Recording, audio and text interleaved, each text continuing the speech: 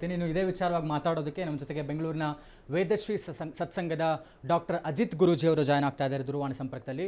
ಗುರುಜಿ ನಮಸ್ತೆ. ನಮಸ್ತೆ ಸಂತೋಷ್. ಗುರುಜಿ, ಈಗ ಕೇಳ್ತಾ ಇರುವಂಥದ್ದು ಸಸ್ಯಾಹಾರಿ ಆಗಿರುವಂಥ ಹಸುವಿಗೆ ಅಮೆರಿಕಾದಲ್ಲಿ ಮಾಂಸಾಹಾರವನ್ನು ಫೀಡ್ ಮಾಡಲಾಗ್ತಾ ಇದೆ. ಅಂದರೆ ಅದರ ಹಾಲಿನ ಉತ್ಪನ್ನವನ್ನು ಹೆಚ್ಚು ಮಾಡೋದಕ್ಕೆ ಅಲ್ಲಿ ಆ ಥರದ ಕೆಲಸ ಮಾಡ್ತಾ ಇರುವಂಥದ್ದು. ಜೊತೆಗೆ ಭಾರತದಕ್ಕೆ ಅದರ ವ್ಯವಹಾರಗಳು ವ್ಯಾಪಾರವನ್ನು ಮುಂದಿಟ್ಟುಕೊಂಡು ತಾವದನ್ನು ರಫ್ತು ಮಾಡಿಕೊಳ್ಳೇಬೇಕು ಅನ್ನುವಂಥ ಒತ್ತಡವನ್ನು ಡೊನಾಲ್ಡ್ ಟ್ರಂಪ್ ಹೇರ್ತಾ ಇರುವಂಥದ್ದು. ಇದಕ್ಕಷ್ಟಕ್ಕೂ ಕೂಡ ನರೇಂದ್ರ ಮೋದಿ ಅವರು ನೋ ಅಂತ ಹೇಳ್ತಾ ಇದ್ದಾರೆ. ಈ ಮಧ್ಯದಲ್ಲಿ ಚರ್ಚೆ ಆಗ್ತಾ ಇರುವಂಥದ್ದು ಪೂಜನೀಯ ಭಾವದಿಂದ ನೋಡುವಂತಹ ನಮ್ಮ ಗೋಮಾತೆ, ಗೋವು ವಿಶ್ವಸ್ಯ ಮಾತರಹ ಅಂತ ಹೇಳ್ತಾರೆ.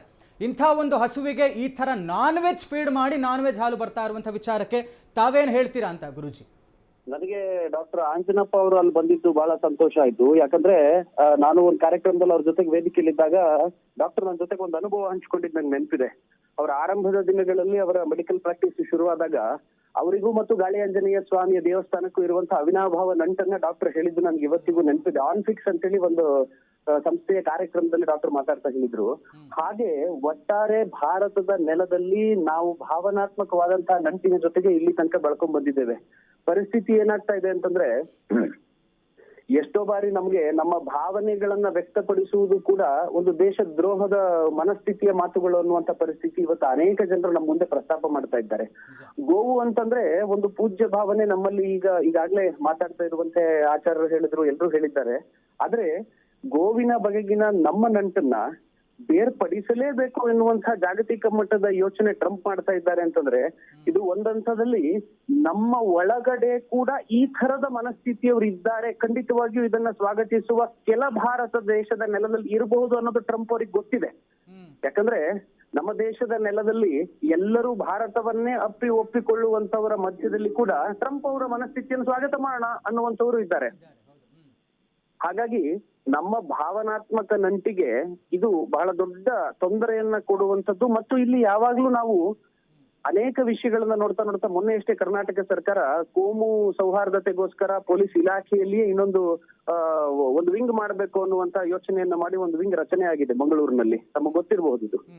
ಈಗ ಬರ್ತಾ ಬರ್ತಾ ಪರಿಸ್ಥಿತಿ ಧರ್ಮಗಳ ಮಧ್ಯದಲ್ಲಿ ಆಗ್ತಾ ಇರುವಂತಹ ವ್ಯತ್ಯಯಕ್ಕೆ ಎಲ್ಲೋ ಒಂದು ಕಡೆ ಹೊರ ದೇಶದ ಆಚೆ ಕೂತವರು ಕೂಡ ಈ ದೇಶವನ್ನು ವಿಭಜನೆ ಮಾಡಬೇಕು ಅನ್ನುವಂತ ಮನಸ್ಥಿತಿಯ ಪ್ರಯತ್ನಗಳು ಮಾಡ್ತಾ ಇದ್ದಾರೆ ಅಂತ ಅನ್ನೋದು ಕೂಡ ಇದರಿಂದ ನನ್ನ ವೈಯಕ್ತಿಕವಾಗಿ ನನಗೆ ಅನ್ನಿಸ್ತಾ ಇದೆ.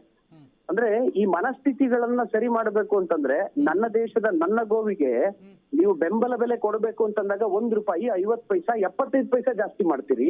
ಅಲ್ಲಿ ಯಾವುದೋ ಒಂದು ಮಾಂಸಾಹಾರಿ ಗೋವನ್ನ ಹಾಲನ್ನು ತರಬೇಕು ಅನ್ನುವಂತ ಯೋಚನೆ ಮಾಡೋದಿದೆಯಲ್ಲ, ಇದು ಅತ್ಯಂತ ಹೇಯ ಮನಸ್ಥಿತಿ. ಇಂಥ ಮನಸ್ಥಿತಿಯನ್ನ ಬಿಟ್ಟು ನನ್ನೂರಿನ ರೈತರು ಮಾಡ್ತಾ ಇದ್ದಾರಲ್ಲ, ಅವರಿಗೆ ₹10 ಬೆಂಬಲ ಬೆಲೆ ಜಾಸ್ತಿ ಕೊಡಿ, ಇನ್ನೂ 10 ದನ ಎಕ್ಸ್ಟ್ರಾ ಕಟ್ತಾರೆ, ನಿಮ್ಗೆ ಬೇಕಾದಷ್ಟು ಹಾಲನ್ನ ಇಲ್ಲೇ ನಾವು ಉತ್ಪನ್ನ ಮಾಡಿ ನಾವೇ ಅಮೆರಿಕಕ್ಕೆ ಕೊಡುವಷ್ಟರ ಮಟ್ಟಿಗೆ ನಮ್ಮ ತಾಕತ್ ನಮ್ಮ ದೇಶದ ನೆಲದಲ್ಲೂ ಇದೆ, ನಮ್ಮ ರೈತರಲ್ಲಿಯೂ ಇದೆ. ಅಂತ ಖಂಡಿತವಾದಂತಹ ಗೋವನ್ನ ತರಬಾರದು. ಅಂತ ಗೋವು ನಮ್ಮ ನೆಲಕ್ಕೆ, ಅಂತ ಗೋವಿನ ಹಾಲು ನಮ್ಮ ನೆಲಕ್ಕೆ ಬಂತು ಅಂತಂದ್ರೆ ಬಹುತೇಕ ಅದನ್ನ ಗೋವು ಅಂತ ಕರೀಲಿಕ್ಕೆ ನನ್ನ ಮನ್ಸಕ್ಕೂ ಒಪ್ತಾ ಇಲ್ಲ. ಅವ್ರು ಕಳಿಸುವಂತ ಹಾಲನ್ನು ಕೊಡುವಂತ ಪ್ರಾಣಿ. ಯಾಕಂದ್ರೆ ಗೋವಿಗೆ ಪೂಜ್ಯ ಭಾವನೆ ಇದೆ, ಅದು ಮಾಂಸಾಹಾರವನ್ನ ಸೇವನೆ ಮಾಡಿ ಹಾಲು ಕೊಡುವಂತಹದನ್ನ ನಾವು ಗೋವು ಅಂತ ಕರೆಯೋದೇ ಇಲ್ಲ. ಹಾಗಾಗಿ ಅವ್ರು ಹೇಳ್ತಾ ಇರುವಂತಹ ಏನು ಸೋ ಕಾಲ್ಡ್ ಗೋವು ಅಂತ ಕರೀತಾ ಇದ್ದಾರೆ, ಆ ಗೋವಿನ ಹಾಲು ಭಾರತದ ನೆಲಕ್ಕೆ ಬರಲೇಬಾರದು. ಅದು ಬಂದ್ರೆ ಅಕ್ಷರಶಃ ನಮ್ಮ ವಿರೋಧ ಇದೆ. ಇದನ್ನ ನಾವು ಹಸು ಮಾಂಸ ತಿನ್ನುತ್ತೆ ಅನ್ನುವಂಥದ್ದನ್ನ ಊಹಿಸ್ಕೊಳ್ಳೋಕೆ ಕೂಡ ಸಾಧ್ಯ ಇಲ್ಲ.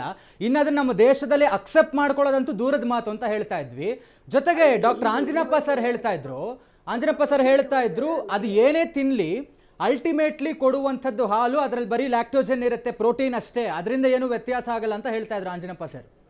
ನಮ್ಮ ಭಾವನೆಗಳ ಹೊರತಾಗಿ ಬಹಳ ವ್ಯತ್ಯಾಸ ಇದೆ ರೀ. ಯಾಕಂದ್ರೆ ಈ ನಗರ ಭಾಗದಲ್ಲಿ ಕೆಲವೊಂದು ಗೋವುಗಳು ಪ್ಲಾಸ್ಟಿಕ್ ತಿಂದಾಗ ಅಥವಾ ಪೇಪರ್ ಅನ್ನ ತಿಂದದನ್ನ ನೋಡಿದ್ರೆ ನಮಗೆ ಸಂಕಟ ಆಗೋದಿದೆ. ಅದೆಷ್ಟೋ ಬಾರಿ ಪ್ಲಾಸ್ಟಿಕ್ ಅನ್ನು ತಿಂದು ಅದ್ರ ಹೊಟ್ಟೆ ಒಳಗೆ ತ್ರಾಸಾಗಿದ್ದಾಗ ಸಾರ್ವಜನಿಕರ ಉಪಕಾರ ಮಾಡ್ತಾರೆ. ಕಾರಣ ಏನು ಅಂತಂದ್ರೆ, ಅದೊಂದು ಪ್ರಾಣಿ ಅನ್ನುವಂತ ಮನಸ್ಥಿತಿಗಿಂತ ಈ ಗೋಮಾತೆಗೆ ಹಿಂಗ್ ತೊಂದರೆ ಆಗ್ತಾ ಇದೆಯಲ್ಲ ಅಂತ ಸ್ಪಂದಿಸುವಂತ ಮನಸ್ಥಿತಿಯ ಸಂಸ್ಕಾರ ನಮ್ಮ ನೆಲದಲ್ಲಿದೆ.